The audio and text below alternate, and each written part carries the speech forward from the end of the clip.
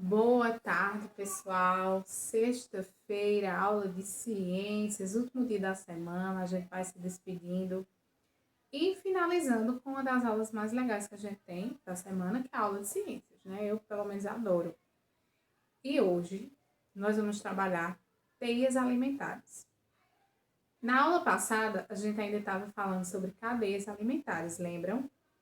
Então, para entender esse conteúdo de hoje, vocês precisam ter entendido o conteúdo da semana passada bem direitinho, tá certo? Para isso, a tia vai fazer uma recapitulação. O que é isso? É relembrar os conteúdos que nós trabalhamos na aula passada. Não tudo, o mais importante. Então, o que é que nós devemos saber? Precisamos saber o que é uma cadeia alimentar. Então, coloquei aqui. Recapitulando. Cadeias alimentares é a forma de demonstrar a relação alimentar entre os seres vivos. Então, as cadeias alimentares é a maneira mais simples da gente demonstrar a relação existente entre os seres vivos quando a gente fala de alimento, né? Então, um animal vai se alimentando do outro e a gente também falou do ciclo da matéria e do fluxo de energia, lembram? Temos outros conceitos também importantes.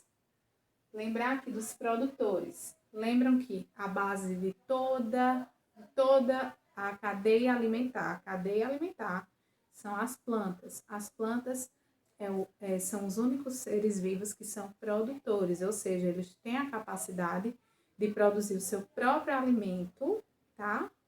Através da luz do sol, do gás carbônico e dos nutrientes que o sol traz para eles. Então, as plantas, além de serem a base de toda e qualquer cadeia alimentar, elas são considerados seres vivos produtores, pois produzem o seu próprio alimento. Temos também os consumidores. Os consumidores, a própria palavra já te dá uma pista. Eles consomem, então eles já consomem aquele que está ali prontinho, porque eles não têm a capacidade de produzir o seu próprio alimento. Então, muitos seres vivos, muitos animais são consumidores. Lembra que a gente viu que são carnívoros, o que são herbívoros, o que são onívoros? Tudo isso pode cair no simulado de vocês, tá bom? Por fim, a gente tem os decompositores. Os decompositores, vocês vão até observar a ação dos fungos e das bactérias naquela experiência que eu passei para vocês, no experimento do pão, lembram? Então, eu acho que já na semana que vem, vocês vão me mostrar os resultados do experimento de vocês. Então, pessoal, os decompositores, eles aparecem quando, por exemplo, um animal morre, né? Então, quando aquele animal ele entra no processo de decomposição, de apodrecimento, acontece a invasão dos decompositores. Então, a gente tem os vírus, as bactérias, os fungos, esses são os decompositores, tá? E é isso. Hoje a gente vai trabalhar teias alimentares. Trabalhamos as cadeias, agora vamos trabalhar as teias. Professora, teia me lembra muito teia de aranha. Vocês já viram uma teia de aranha? A teia de aranha é cheia de entrelaçamentos, não é? Então, a teia alimentar nada mais é do que o entrelaçamento de várias cadeias alimentares juntas, ou seja, é a junção de várias cadeias juntas, é tudo junto e misturado. Quero que vocês abram o livro na página 32 e a gente vai fazer a leitura juntos, tá? Então, preciso que vocês abram o livro para a gente poder entender. Diz assim: na natureza, muitos seres vivos têm mais de uma fonte de alimentação. Exatamente. Como nós vimos aquela classificaçãozinha na aula passada.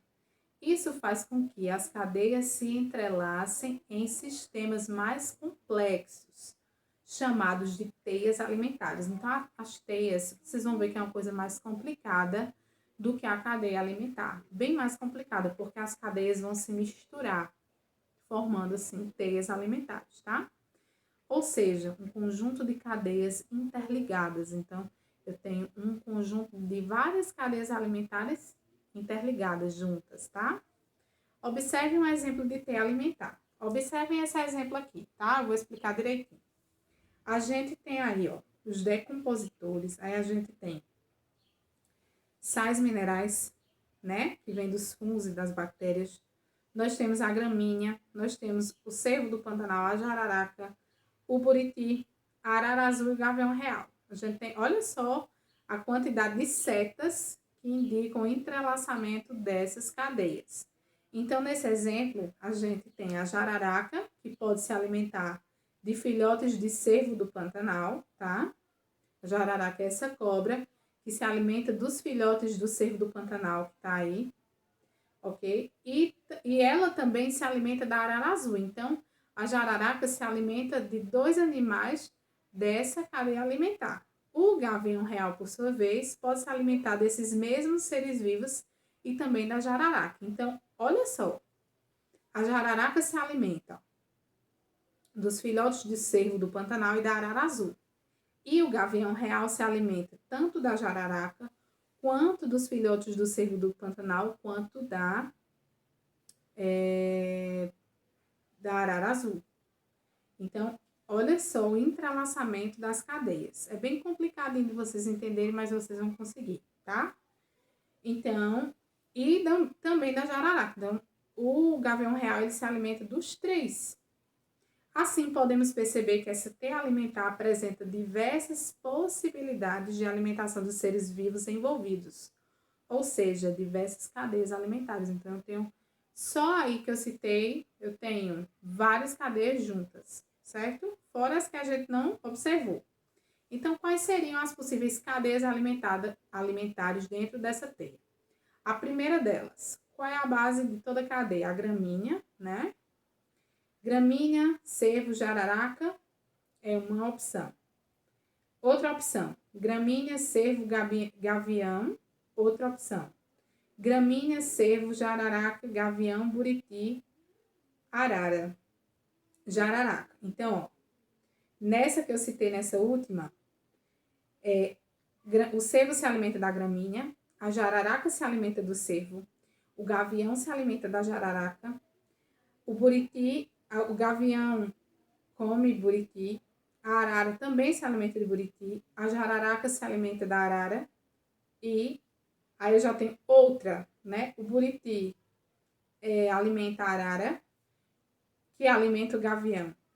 O buriti alimenta a arara alimenta a jararaca, que por sua vez alimenta o gavião. Quantas teias eu contei aí?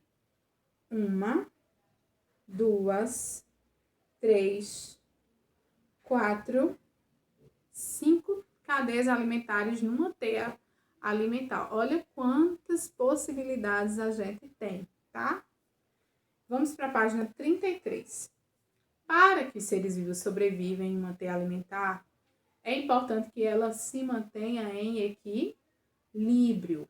Quando um grupo de seres vivos reduz, seja por extinção, né? Pode ser que haja um animal em extinção. Então, quando isso acontece, quando há uma redução de um dos seres vivos da teia, desaparece, ou quando ele desaparece, ou quando ele aumenta consideravelmente em um ambiente, ocorre um desequilíbrio na teia alimentar.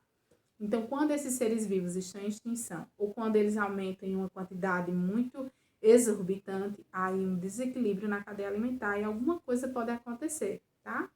Então, observe a teia alimentar a seguir. O que aconteceria se a população de gaviões desaparecesse desse ambiente? Vamos observar essa teia alimentar aqui. Então, eu tenho as plantas, aí o coelho e o gafanhoto se alimentam dessas plantas, né?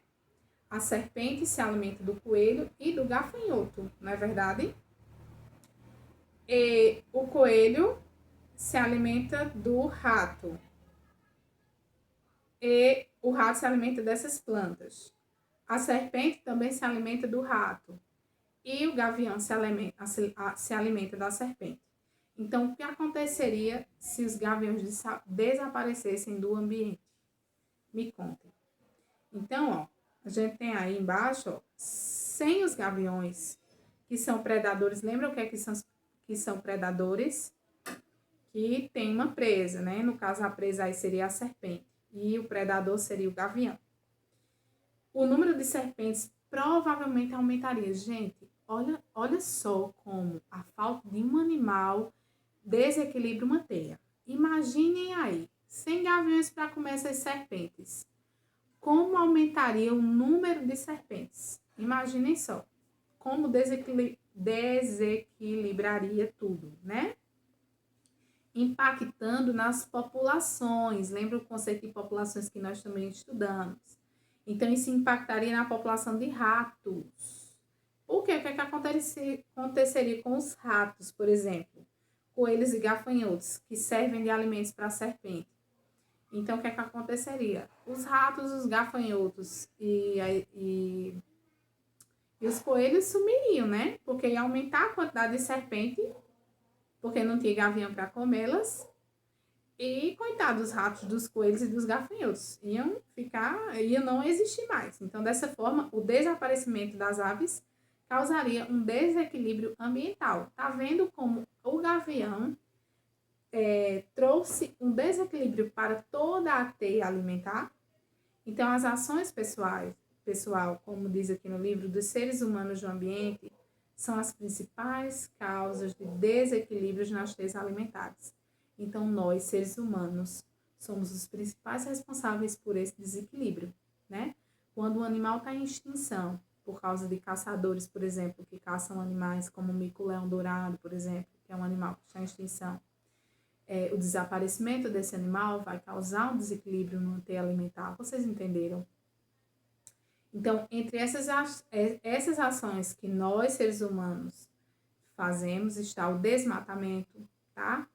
A caça e a pesca sem controle e a construção de cidades e estradas em áreas naturais. Eu estava esses dias lá na casa de minha mãe e lá a gente tem acesso ao Rio Paraíba. E a gente foi pescar. E a gente não conseguiu pescar nada. Por que que isso acontece? O que é que está acontecendo? A ação dos seres humanos acabou com os peixes. Todo mundo pescando ao mesmo tempo, todo mundo querendo só retirar da natureza. Então, aquilo ali trouxe um desequilíbrio para a natureza. Vocês estão entendendo? E, consequentemente, o desaparecimento daqueles peixes prejudicou outro animal que também se alimentava daquele peixe. Então, é um grande exemplo, tá? Então, pessoal, na página 34, a gente tem um texto, mas vocês não vão ler ele agora, porque a gente vai trabalhar ele na próxima aula. Então, pessoal, é isso. Lembrando que as teias alimentares, vamos recapitular. As teias alimentares são entrelaçamento de cadeias alimentares, né?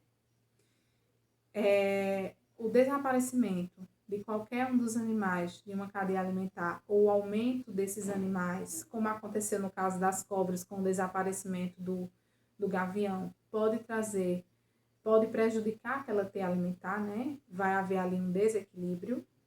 E é isso. Espero que vocês tenham compreendido os conceitos. Vão responder as atividades das páginas 36, 37, 36 e 37, tá bom? Então, pessoal, é isso. Qualquer dúvida, eu estou no WhatsApp para retirar. Um beijo e até a próxima. Tchau, bom final de semana a todos. Deus abençoe vocês.